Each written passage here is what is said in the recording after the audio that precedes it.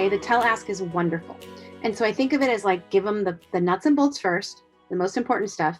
That way, if they start tuning out down here, you haven't lost them.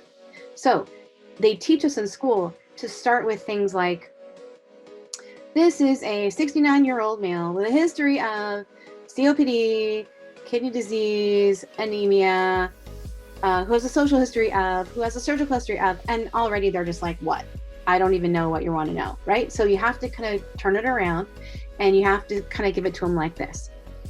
I have a patient who I'm concerned has whatever it is. Let's just say I'm concerned they have ACS, or I'm concerned they have a CHF exacerbation because their BNP is elevated.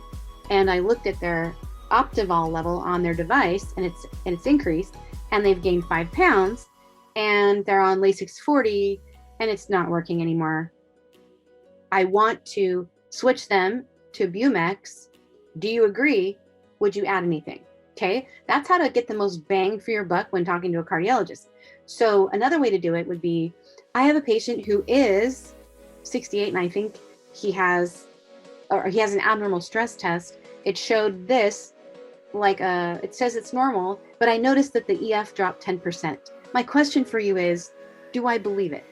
And also, would you rather just take him to cath and find out, right? So those are two ways. And then the last way is if you have just a really finite question.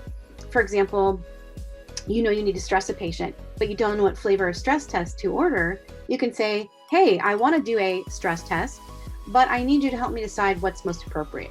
My patient has knee pain, they can't walk fast, and then they're going to say, oh, LexiScan stress test. So those are kind of the ways to communicate with a cardiologist. Now,